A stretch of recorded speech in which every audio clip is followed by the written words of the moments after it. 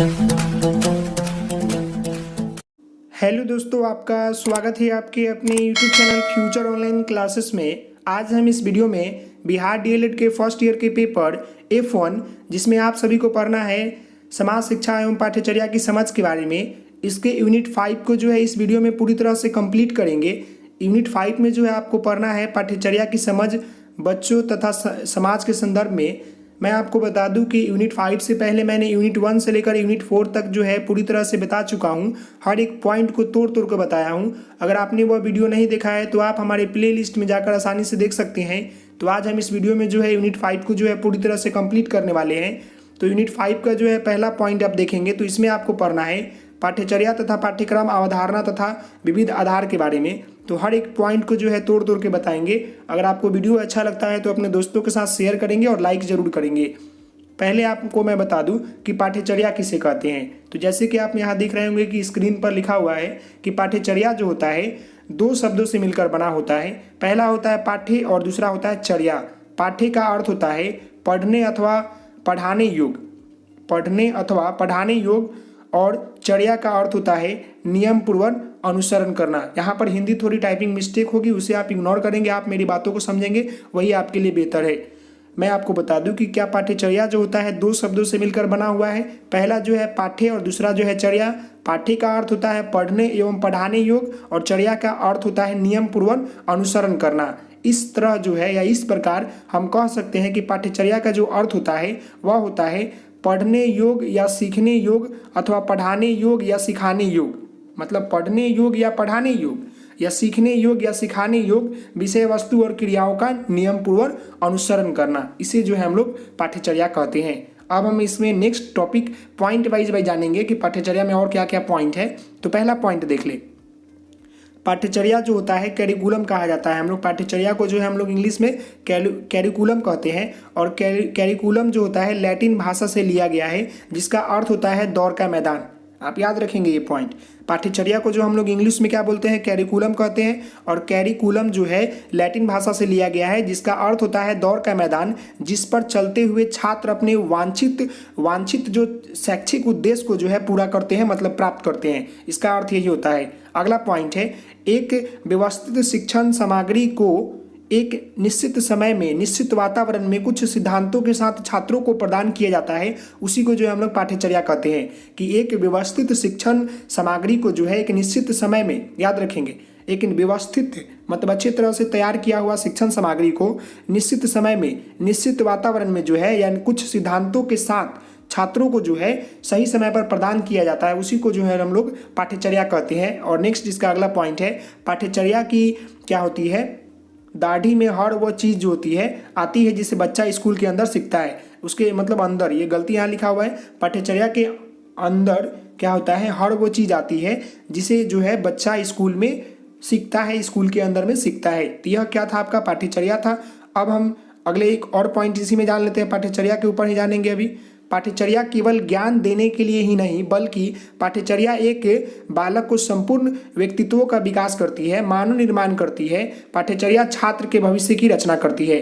पाठ्यचर्या क्या होता है, केवल ज्ञान देने के लिए नहीं होता है बल्कि बालक के संपूर्ण व्यक्तित्व का विकास करती है, साथ ही साथ मानव निर्माण करती है और जो छात्र के जो भविष्य हैं उनकी रचना करते हैं। तो आप समझ गए पाठ्यचर्या का अर्थ। अब हम जानेंगे कुछ मनोवैज्ञानिकों ने जो है पाठ्यचर्या के ऊपर जो है अपनी परिभाषा दी है, उसके ऊपर जान लेते हैं कि क्या क्या लिखा है। तो पहला है आपका रॉबर्ट यूलिच। इन्होंने लिखा है कि शिक्षा के लक्ष्य तक पहुंचने के लिए जिन अध्ययन परिस्थितियों के क्रमिक रूपरेखा बनाई जाती है उसे हम लोग पाठ्यचर्या कहते हैं। मतलब कि आप शिक्षा ग्रहण करते हैं तो उसका कुछ ना कुछ लक्ष्य होगा कि मुझे ये बनना है, यहाँ तक जाना है। तो उसी लक्ष्य तक पहुँचने में जिन अध्ययन परिस्थितियों में क्रमिक रूपरेखा बनाई जाती है उसे क्या बोला जाता है, पाठ्यचर्या कहते हैं। तो आप समझ गए। अगला आपका जो है दार्शनिक या मनोवैज्ञानिक है मुनरो के अनुसार। इन्होंने कहा है कि पाठ्यचर्या में भी सभी क्रियाएं सम्मिलित है जिनका हम शिक्षा के उद्देश्य की प्राप्ति के हेतु विद्यालय में उपयोग करते हैं। पाठ्यचर्या में भी जो है सभी क्रियाएं क्या है कि सम्मिलित है जिनका हम शिक्षा के उद्देश्य की प्राप्ति हेतु विद्यालय में उपयोग करते हैं। अगला प्रश्न, अगला देख ले। अगला आपका 3 नंबर जो है, एनन के अनुसार पाठ्यचर्या क्या है कि पर्यावरण में होने वाली क्रियाओं का योग है। पाठ्यचर्या क्या है, पर्यावरण में होने वाली क्रियाओं का योग है। तो ये आप समझ गए पाठ्यचर्या को पूरी तरह से। अब हम आगे जानेंगे पाठ्यक्रम के बारे में। तो पाठ्यक्रम में देखिए यहाँ पर लिखा हुआ है नोट्स में कि कक्षा के विषय के लिए सभी विषयों पर सहयोग तथा उससे संबंधित शिक्षण सहायक सामग्री की सुव्यवस्थित ढंग से प्रस्तुत करना पाठ्यक्रम कहलाता है। कहने का अर्थ है कि पाठ्यचर्या जो तो है निर्माण होता है, पाठ्यक्रम लागू होता है। तो क्या होता है कि जब आप किसी भी विषय पर जो होते हैं सहयोग के माध्यम से उससे संबंधित जो है शिक्षण सहायक सामग्री टीएलएम का सुव्यवस्थित ढंग से प्रस्तुत करेंगे, उसी को जो है पाठ्यक्रम कहलाता है, उसी को हम लोग पाठ्यक्रम कहते हैं। और पाठ्यक्रम का निर्माण जो होता है एक अध्यापक ही कर सकता है जो उस विषय के बारे में पूर्ण जानकारी रखता हो। पाठ्यक्रम जो होता है एक अध्यापक उसका निर्माण कर सकता है जो कि उस सब्जेक्ट से रिलेटेड जो है अच्छे से जानकारी रखता हो। कहने का अर्थ है कि बच्चों को जो है आप किस वे में जो है उस विषय के बारे में जानकारी दे सकते हैं, वह एक केवल जो है उस विषय से रिलेटेड जो है शिक्षक ही बता सकता है।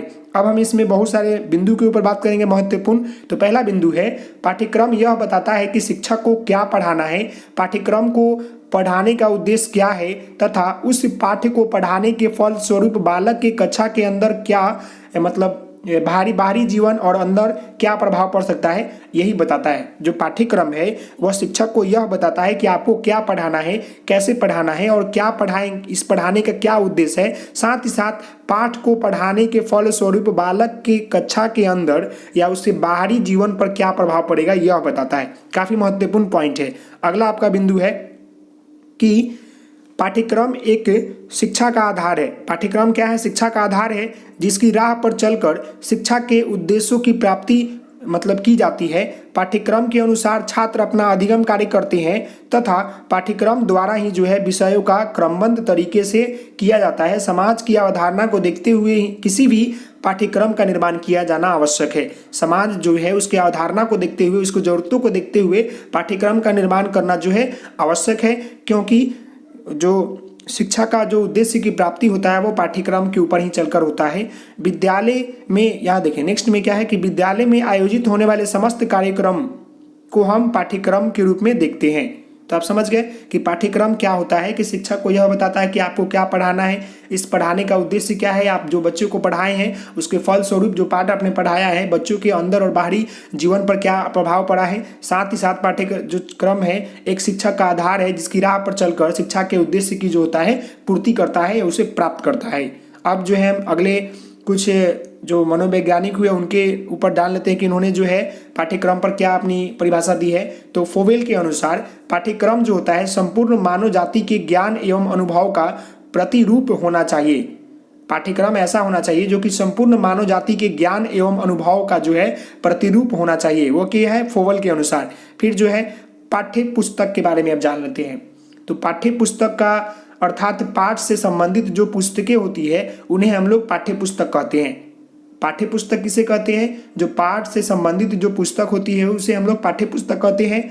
और यह अध्यापक का मार्गदर्शन करने का कार्य करती है और इसके द्वारा जो है छात्रों में स्व अध्याय प्रणाली का विकसित होती है। पाठ्य पुस्तक क्या करता है कि बच्चों में जो होता है स्व अध्ययन करने की जो शक्ति होती है उसे विकसित करती है। साथ ही साथ जो होता है शिक्षक को अध्यापक को जो है मार्गदर्शन करने में कार्य करती है और बच्चों को जो है स्व अध्याय प्रणाली का विकसित करती है। पाठ्य पुस्तक द्वारा जो होता है किसी क्षेत्र विशेष की गतिविधियों को एकजुट कर पाना संभव होता है। तो आप समझ जाए पाठ्य पुस्तक के बारे में भी समझे। इसमें जो है कुछ बिंदु यहाँ पर लिखा हुआ है उसे भी आप समझे, फिर आप पाठ्य पुस्तक की विशेषता के बारे में जानेंगे। हर एक पॉइंट को मैं बताऊंगा, हर एक चीज को तोड़ तोड़ के बताऊंगा।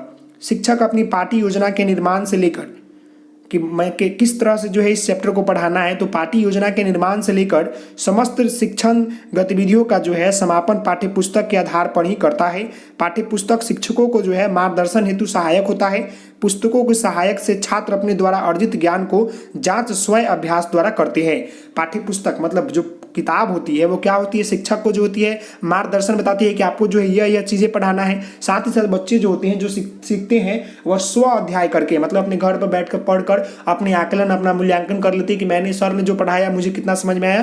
तो इसके लिए जो है काफ़ी महत्वपूर्ण हो जाता है। फिर नेक्स्ट बिंदु है शिक्षण अधिगम की प्रक्रिया में पाठ्य पुस्तक अहम भूमिका निभाती है। जो शिक्षण अधिगम की जो प्रक्रिया है उसमें जो होता है पाठ्य पुस्तक क्या होता है कि अहम भूमिका निभाती है। शिक्षा की गुणवत्ता में सुधार हेतु आवश्यक है तथा अच्छी पाठ्यपुस्तकों का निर्माण किया जाना चाहिए, जिसके उचित उदाहरण के साथ जो है विभिन्न प्रकार के ग्राफ चित्रों के समझाना चाहिए, ताकि बच्चों को जो है स्व अध्ययन के माध्यम से जो है उस चीज़ों के बारे में जानकारी प्राप्त हो जाए। तो ऐसे पाठ्यपुस्तक का निर्माण करना चाहिए। तो आप समझ गए पाठ्यपुस्तक के बारे में। अब हम जानेंगे पाठ्यपुस्तक की विशेषता के बारे में। तो पहला आप यहाँ पर देखिए, पुस्तक मनोवैज्ञानिक शैली में लिखी होनी चाहिए।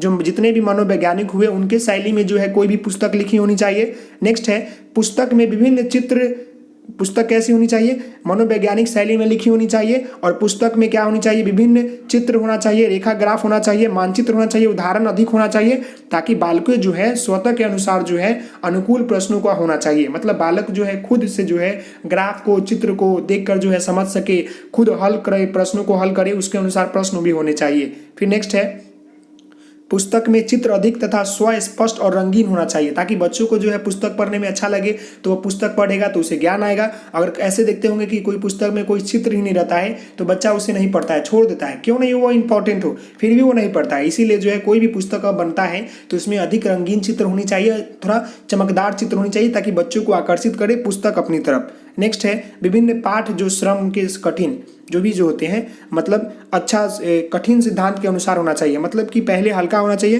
फिर कठिन के सिद्धांत की ओर जाना चाहिए। जो भी पाठ हो पहले थोड़ा इजी दे, फिर आपको हार्ड दे। इस तरह का जो है पाठ्यपुस्तक की विशेषता है, इस तरह का निर्माण होना चाहिए। फिर आप जान लेते हैं अगला एक और एक इसमें पॉइंट है, पाठ्यपुस्तक कक्षा विशेष के लिए निर्धारित उद्देश्यों की अनुकूल होनी चाहिए। कि जिस कक्षा के लिए यह पाठ्यपुस्तक बनाई गई है उस कक्षा के जो है जितने भी विशेष जो उसके निर्धारित उद्देश्य है, मतलब जो उनके निर्धारित उद्देश्य है कि यह कक्षा में इस पुस्तक से यही सीखना है, तो वह संपूर्ण मात्रा में, मतलब सही मात्रा में होनी चाहिए, तब जाकर जो एक अच्छा पाठ्यपुस्तक का निर्माण होता है।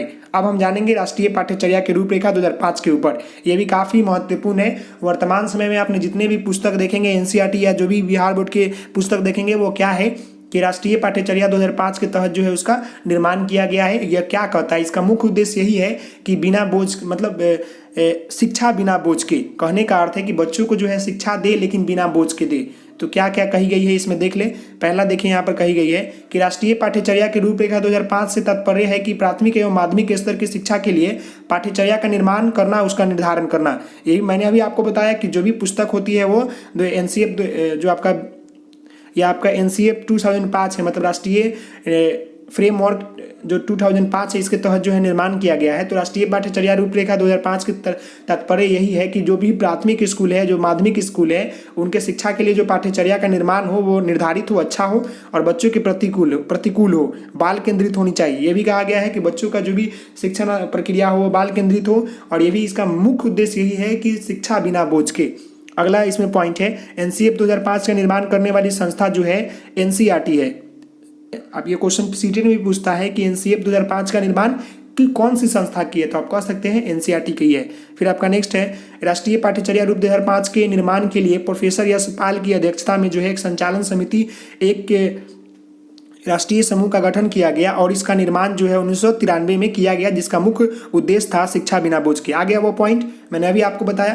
तो आप देखिए यहाँ पर क्या निकल रहा है कि जो भी पाठ्यचर्या का निर्माण किया गया 2005 एनसीईआरटी 2005 के तहत, यही कहा गया कि मतलब इसका उद्देश्य यही था कि मतलब बच्चों के प्रति हो, बाल केंद्रित हो, शिक्षा बिना बोझ के हो। इसका निर्माण जो है 1993 में किया गया। किसके अध्यक्षता में किया गया, तो यश पाल जी की अध्यक्षता में किया गया। 21 लोगों का जो है कमेटी बनाया गया था, ये भी लिख सकते हैं। और इसका संस्थापक कौन है, तो एनसीईआरटी है। आप ये इतना बात याद रखेंगे। अब इसके सिद्धांत के ऊपर बात कर लेते हैं। ये आ गया जो सिद्धांत है कि इसका जो निर्माण किया गया, या जो आपका पाठ्यचर्या जो निर्माण किया गया एनसीईआरटी 2005 के रूप में, तो इसका सिद्धांत क्या है, तो वो भी जान लेते हैं। एनसीईआरटी 2005 का मार्गदर्शन सिद्धांत आपको मैं बता दूं कि बीसीएफ भी है, बिहार कैरिकुलम फ्रेमवर्क 2008 है। इसके तहत जो है बिहार के स्पेशल बच्चों के लिए जो है एक अलग से पाठ्यचर्या निर्माण किया गया है। वह जो है आपको पेपर F10 में पढ़ना होगा, मैं आपको बताऊंगा उसके ऊपर भी।